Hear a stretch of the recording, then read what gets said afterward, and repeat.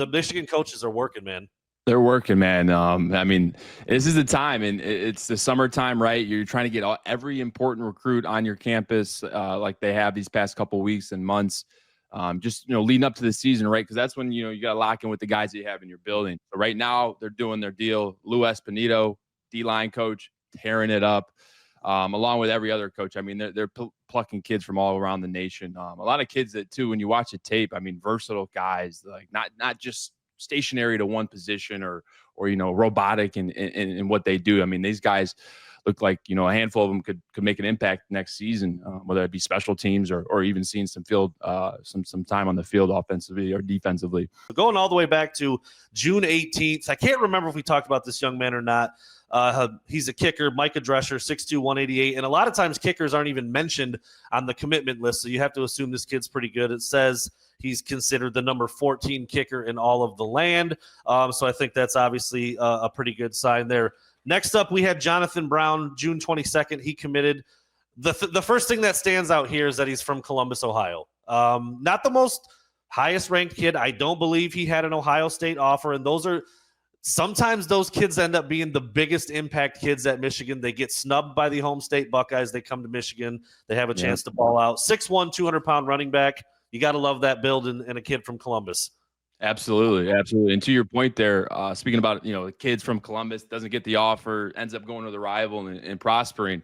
Got a prime example, Mr. Jake Butt. He was overlooked by his next door neighbor, Ohio State, and he used that as motivation and went to Michigan and had a heck of a career. So, the sky's the limit there for Jonathan Brown. I mean, I'm sure the motivation is not needed. I'm sure he, probably grew up enjoying and watching Ohio State. Maybe not, but if he did, he's definitely got some motivation with being with the Wolverines. But like you said, 6'1", 200 pounds, solid back. And I mean, Ohio's like the cradle where good football happens, right? Especially coaches, Saban, Harbaugh. But I mean, you find some excellent players down there in Ohio.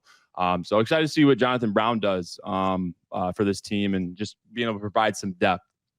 It's such an interesting dynamic. I mean, I don't cover other programs, obviously, but I would have to think that Ohio and Ohio State is one of the best, if not the best, programs at keeping talent home. Like they put a fence up around that state, and like you said, kids grow up loving and worshiping that program. And if you don't get an offer, you feel some type of way about it. And so we've seen it in the past. I mean, Michigan's most recent Heisman winners, Charles Woodson, Desmond Howard, Ohio native. So it happens. I'm not trying to put that kind of pressure on Jonathan Brown, but it's always cool to see a kid from Columbus pick Michigan when you get snubbed by the Buckeyes a little bit. Moving on to going to be an interior defensive lineman, Titan Davis, great name, by the way, committed on June 23rd, 6'5", 270 out of the talent-rich area of St. Louis. Always good to go into that area and pluck a kid. And this, again, interior defensive lineman, 4-star kid, had 40 offers. I mean, that's one of the things I noticed about a lot of these kids that committed to Michigan,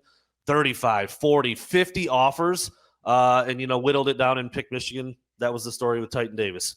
Yeah, and when you cut on Titan Davis's tape, I mean, 6'5", 270 pounds, really big, up front. He plays the 3-tech, plays a little of the nose. He also, in some of the 3-down on the tape, will play that edge. So he's versatile, right? He's not just locked into one spot on that D-line.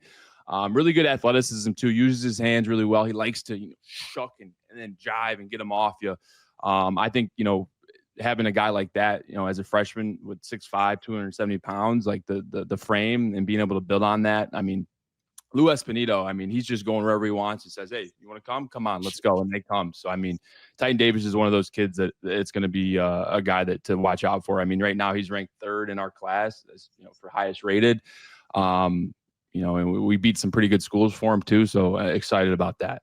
And Michigan has loved guys like that. You think Chris Jenkins, you think even Aiden Hutchinson, Kwity Paye, Chase Wyndham. I mean, these guys that just moved all over the place. Like you said at the beginning of the show, not locked into one position. And I know Lou Esposito has not been at Michigan, and now Jim Harbaugh's gone. But this is kind of a track record type of thing at Michigan. They find these guys that they can plug and play all over the place and get some really good results out of them. All right, we're going to take a 2-pack here. Back into your wheelhouse, Grant. A couple of wide receivers, and Travis Johnson and Zion Robinson, both 6'3", both 180, 185, can absolutely go. 35 offers on the table for Zion Robinson, 36 for Travis Johnson, both out of talent-rich areas. Zion Robinson hailing from Texas, Travis Johnson from the DMV down there in Chesapeake, Virginia. We're going to get a little bit into Calvin Russell just at the end of this. That's the 5-star kid that Michigan missed on. He picked Syracuse. We'll talk about that. But you throw these guys in with Jalen Pyle, who committed earlier in the cycle. There is some explosiveness, some dynamic playability, some size. You couldn't be happier than this pairing, Zion Robinson, Travis Johnson. Absolutely. And when we talked about, this possible trio, Calvin Russell, Zion Robinson, and Travis, a while back, before any three of them committed, we were saying, and like, hey, man, 1 would be sweet, 2 would be really sweet, 3 would be out of this world. So, I mean, 2 for 3, I'll take that 100%. That's 60% on the day, 66%. And I mean, what you're getting out of Zion and Travis, and I went through and I kind of tried to make a depth chart for all these guys. And when you go through receivers and recruiting classes, sometimes it's a little bit easier to say, hey, all right, Zion Robinson, 6'4", all right, he's going to be my X receiver, because these other 2 guys, maybe 6'2", 6'1", maybe 5'11", right? That's more of the slot, more of the Z type fit. I don't know. Zion and Travis could both play the X. I mean, these guys, I had a hard time. I put them both. I said, you play X and you play X, and you'll be able to rotate. Because, I mean, 6'3", 180, they both have dynamic speed. They both have big playability, not just catching post routes and running past a kid with speed. I mean, catching dig routes and breaking tackles in between the hashes, breaking tackles and looking to get extra yards. I mean, these kids are exciting. They run really good routes. I think Travis Johnson's got a little bit more shake on the line of scrimmage, which may give him a little bit of advantage at the X. But, I mean, when you watch Zion run, I mean, no one's catching him. He's making guys miss. It's tough. I mean, it's going to be tough for opposing teams and defenses, but it's tough for me to figure out, who's playing X, who's playing Z, because, I mean, it's the similarities are there, and they both have the ability to do that. And then you throw in Jalen Pyle. Let's say Travis plays the X. You throw Zion at the Z. You got Jalen at the F, the slot. I love that, man. Because Jalen, let's not sleep on Jalen. You scroll down on the commit list, and he's down there at the bottom. One of the first guys, one of the lower rated. But, man, don't sleep on this Jalen guy. I mean, I was one of the lower, rated guys in my class. Same position, slot receiver, 3-star, and that fired me up. So watch out for Jalen now. Don't sleep on Jalen. Jalen Pyle, an early fan favorite for Grant Perry, kind of speaks to his heart a little bit. And this harkens back to, like a J.U. Chess and Amara Darboh, but these guys are way more. I mean, those guys were great players, but 35, 40 offers a piece for Zion Robinson, Travis Johnson, maybe a little more similar to the haul of Tariq Black, DPJ, Nico Collins. Like, that was a haul where everybody's like, look at these guys, 6'2", 6'4", just can fly, can do it all.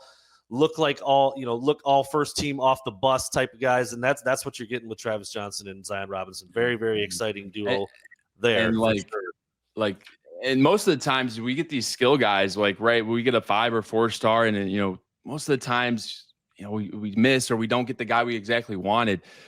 And I don't want to say it's the Underwood effect yet, but these guys might want to play for that number 19, especially if they go to practice and see his abilities. Like, they're probably seeing something that the public hasn't seen yet. And we'll see how that plays out here in the upcoming months and the next recruiting cycle. I think we're going to see more high-level skill players say, hey, I want to go play with that Underwood guy. I know I know NFL scouts are going to be watching him. They're going to see the guy who's catching the passes too. So that's something to keep an eye on as well. We are going to revisit that exact effect, that exact phenomenon, just a little bit here when we put a bow on this recruiting chat.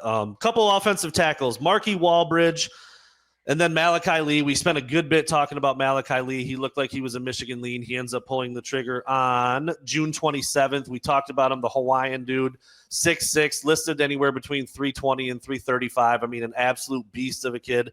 And Marky Walbridge, don't sleep on him, 6'6", 280 in his own right, out of Massachusetts. Michigan's done a good job recruiting up there in New England. They go back to the well, get a kid like Marky Walbridge, and then, of course, Malachi Lee out of Honolulu, Hawaii, just an absolute mountain of a kid. Like we talked about before, standing next to Grant Perry makes him look small, towering over Sharon Moore, who's all of 6'3". I mean, a couple of big dudes who could be blocking for young Mr. Underwood in the future.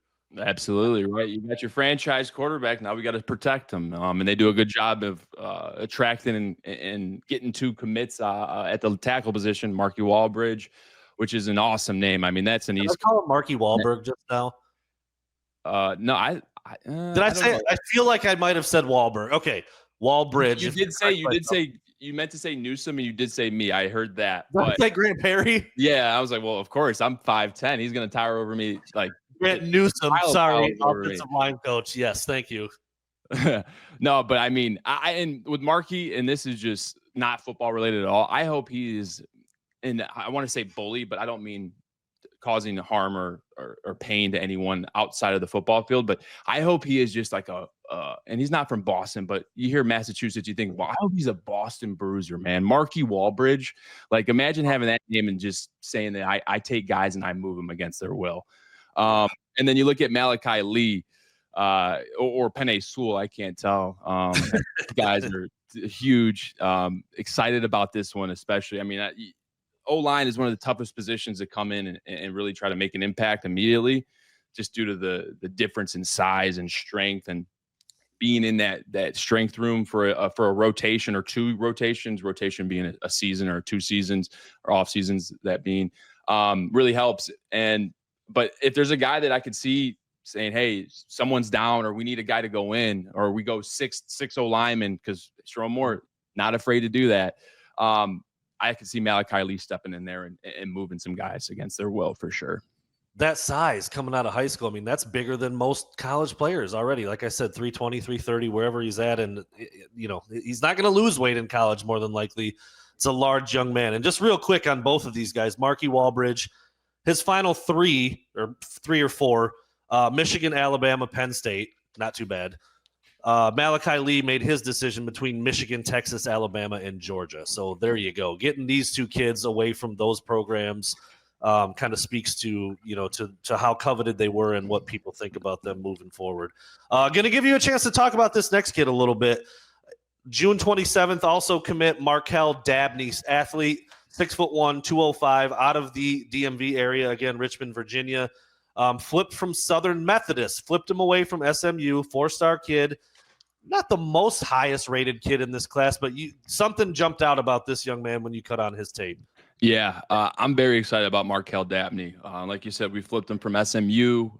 He's a Virginia kid, so he's a little bit closer to Michigan than say Texas, I think, geographical wise. But when you cut on his tape, I mean, online it says linebacker, the tweets say linebacker. Kid doesn't play linebacker at high school. He's just too good to be in the middle of the defense. They need him at safety, which he plays fantastically. Doesn't even look like a linebacker back there. And then on offense, you get these high level recruits. Sometimes they say, hey, I'll play defense. I've already established I'm a defensive guy. No, he says I'll play some receiver now, and he does it, and he balls out. Explosive plays, great catches, extended catches. Right? Usually you get DBs that catch the ball like this with their body, or you see him drop. This kid, it looks like a receiver when he's playing receiver.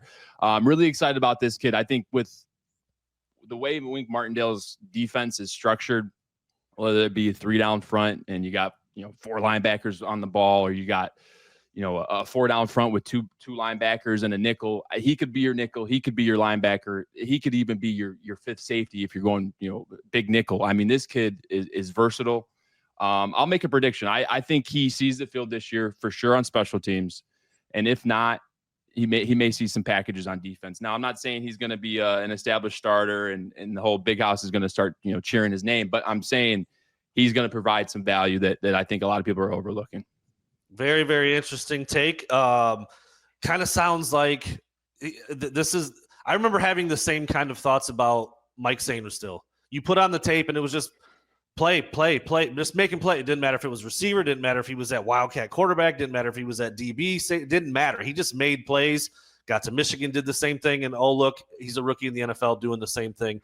Jabril Peppers as well. Now, Peppers was arguably the best player in the country, top 2 or 3 kid coming out of high school. So the expectations were there, and he probably could have been all Big Ten at running back if he played there or wherever you put him. I don't know if, Dabney's on that level athletically, but you hear some of these similarities, the versatility, like you said. Those guys, they find a way on the field, man. They're too good to keep off, and really be interesting to see how his career turns out at Michigan. I'm going to go out of order a little bit. I'm going to save, not saying the best for last, but the highest rated kid out of this committed group we're going to go last with.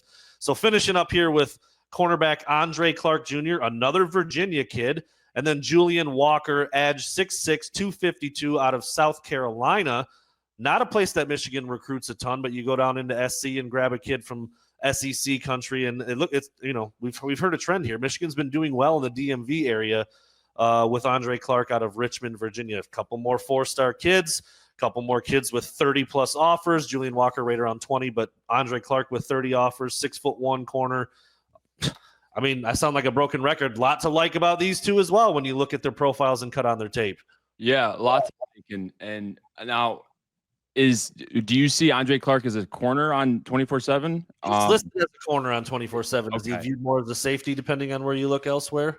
Yeah, I've seen safety, I've seen corner, but he can play either regardless. I mean, there's film of it. One, he plays man coverage really solidly, can lock down the high school's best receiver, and then when they switch to zone, he's covering his zone, he's matching, doing everything you want him to do in the zone coverage, and he's also looking to come up and make plays in the run game. Is what you want to see out of a DB. One that wants to and seeks contact. But another kid out of Virginia, 6'1", 175. I love his frame. I think he's a kid that provides some great depth for us. And the sky's the limit, especially with the DBs, in Wink Martindale's system. They do a great job of disguising the look pre-snap. So, it looks like man coverage, but it's really zone, or it looks like zone, but then they're going to match and make it look like man. And I think that fits Andre Clark's game a lot, to be able to, have a little bit of an advantage where I can kind of play loose and goose and all right, I'm looking like I'm man coverage, but I'm really about to drop to the safety. Adds a lot of creativity and a lot of freedom for the DBs, and I think that's why we're seeing some of these highly touted kids want to play for Wink Martindale.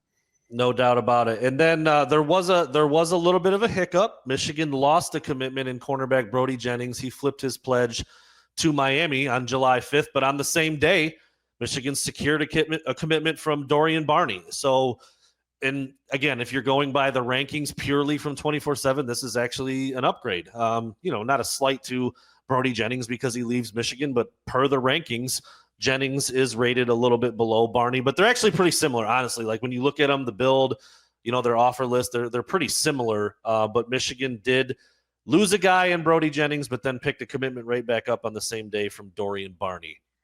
Yeah, the writing was kind of on the wall, I think, a little bit for Brody there. I was seeing some tweets that it was like, hey, he's a Miami kid or he's a Florida kid. It's going to be a little bit tough. I think his recruitment's still open. And then finally he ended up switching. So that was hard. We lost him to his in-state school, which is it's tough. But we go down into Georgia, which is SEC country, and we get Dorian Barney, who, like you said, is a slight ratings increase, whatever you want to go with there. But I will say this, though, real quick, Grant, before you finish there. Barney reports 50 offers, dude, 50. That's 15 more than Jennings reports. But again, we're splitting hairs a little bit. If you got 30 plus, like, you're doing fine. But 50, you see that 50 number, there's not a lot of kids out there that are going to say, yeah, I got 50 offers. Like, a bunch of coaches will scoff at that, but that's an impressive number. That's a number to where, like, say you're getting offered throughout the summer, like 1 week happens and the next week you might not even remember who offered you last week. Exactly. Was it Colorado or was it Colorado State? Right. Yeah. But like we said, you can only go to one school. Sure. Initially, now you can go wherever after you get there. But I like this pickup a lot. We lose a cornerback and we pick up Dorian Barney. And it's just kind of like Michigan's showing, hey, we're not afraid. We're going to go down into SEC country and we're going to pluck your kids too. You're coming up here. We're going to go down there.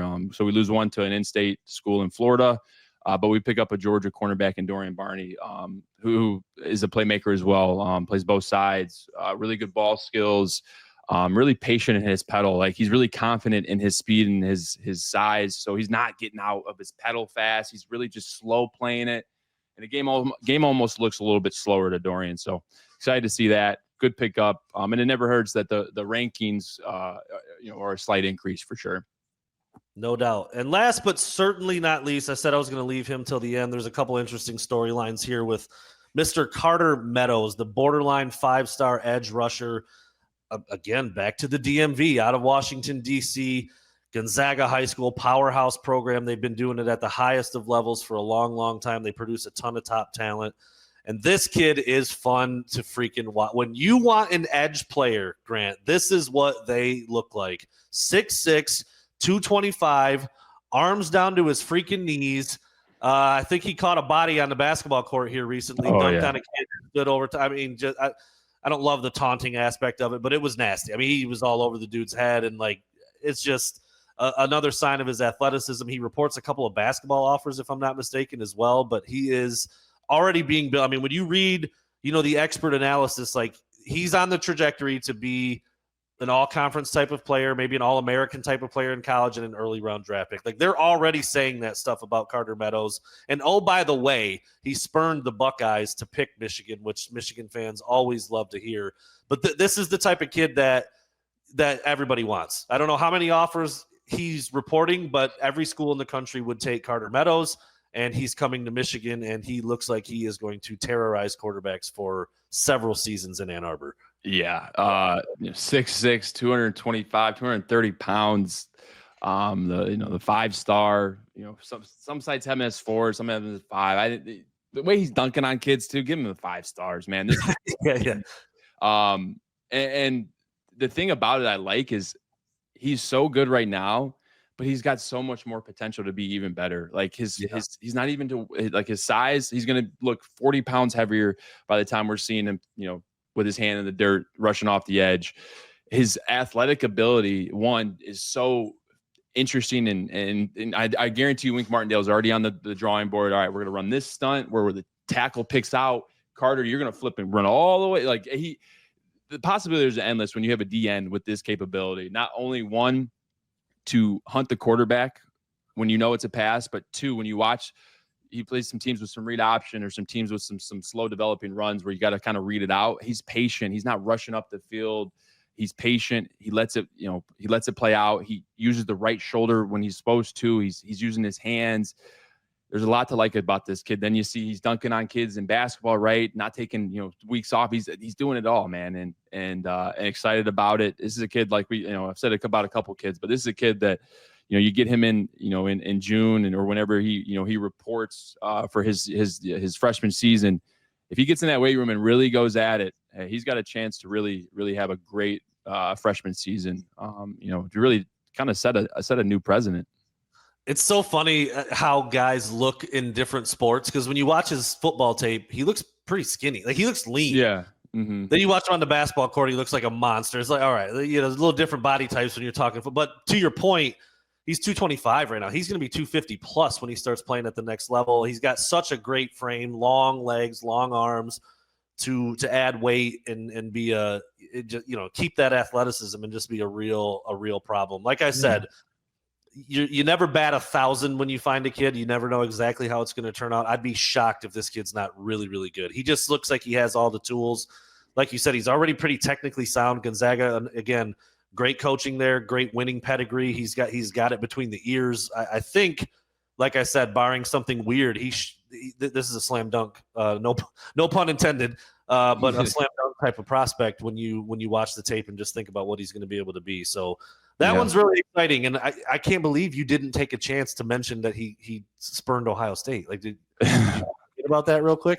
He Buckeye fans were like losing their minds when he picked Michigan, by the way, out on social media. So Michigan fans love that kind of stuff. Absolutely.